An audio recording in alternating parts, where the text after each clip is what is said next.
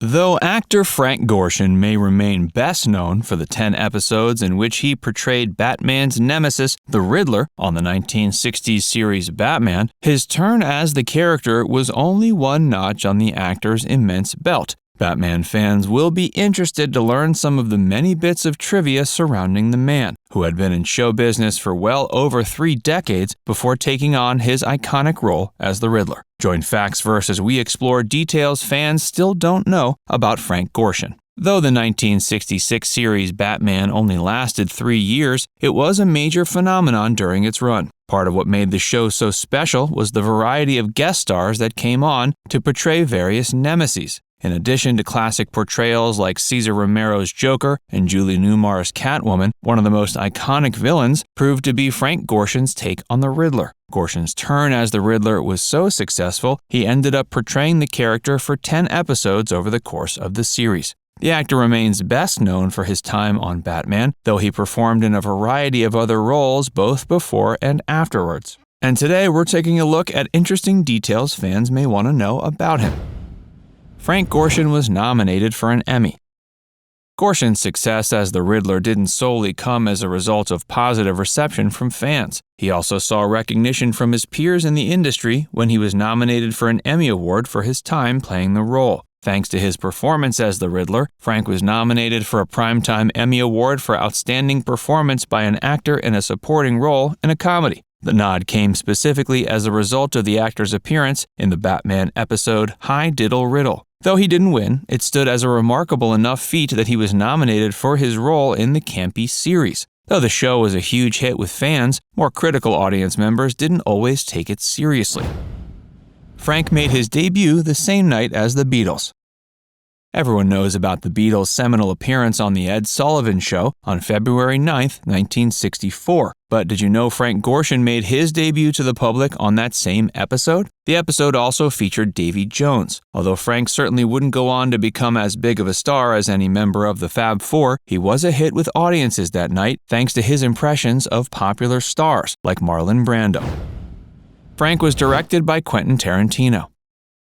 Not everyone knows that Quentin Tarantino liked to make a habit of directing television episodes in his spare time. He's directed a few episodes of various series, including the 5th season finale of CSI Crime Scene Investigation, and Frank appeared in the episode. Not only that, but the episode ended up being Frank's very last performance. Not just anyone gets to say Quentin Tarantino directed them, not to mention in their final performance. Due to the fact that it was his last performance, the 2-part episode was dedicated to Frank.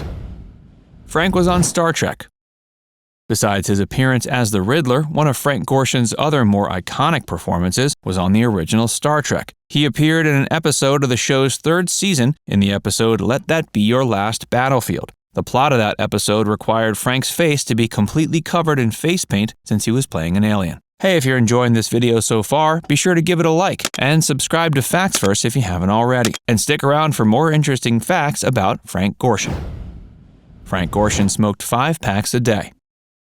Frank came from a time when smoking wasn't that big of a deal, but he was considered a heavy smoker even for then. He was known to smoke up to 5 packs a day, and some said he could inhale a whole cigarette in one drag. While smoking might have been considered cool when Frank started doing it, the habit ended up contributing to the various illnesses that caused his death. Frank's son is a genius.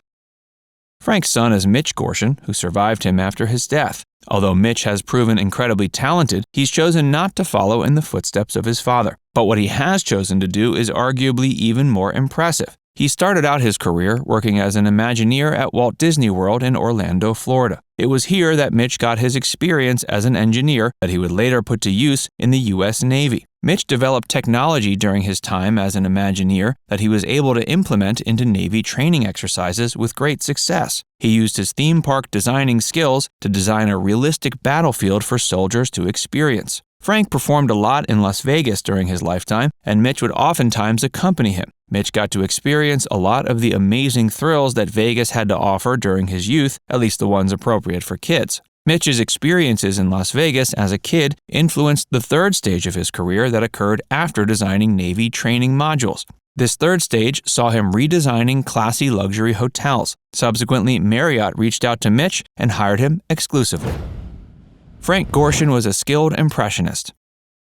Batman fans know Frank as the Riddler, but the actor actually started his career as a skilled impressionist. That's how he broke out on the scene on The Ed Sullivan Show, and most of his live performances centered on his ability to mimic popular entertainers. Some of the many entertainers he could do spot-on impressions of included Cary Grant, James Cagney, and Al Jolson. Frank was born in 1933, and his family lived in Pennsylvania. He began working at the Sheridan Square Theater during his high school years, and it was during this time that the young man first started developing his talents as an impressionist. He worked as an usher at the establishment before winning a local talent contest at age 17 thanks to his impressions. The prize of the contest was a one-week engagement at a popular nightclub, where Frank showcased his impressions and became a star.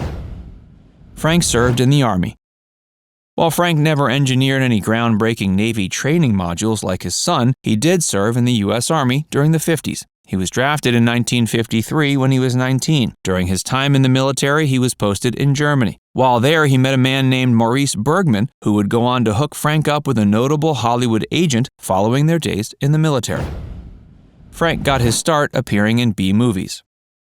Although Frank would later become best known for playing the Riddler, his turn as that iconic character certainly wasn't his first brush with camp. During Frank's early days in the industry, many of his roles came from B-movies that were being put out by American International Pictures. He starred in several pictures for the studio, including Hot Rod Girl and Drag Strip Girl. His big break finally came in 1960 when he was offered a role in the Dean Martin comedy Bells Are Ringing.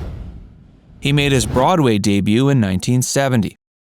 A decade after his first role in a major movie with Bells Are Ringing, Frank Gorshin made his official debut on Broadway. This came when he starred in the Broadway production Jimmy, premiering in 1970. It got great reviews from critics, and Frank went on to star in a variety of touring productions over the ensuing decade. During this time, some of the many productions he could be seen in included Guys and Dolls and Peter Pan. Frank died from a variety of causes.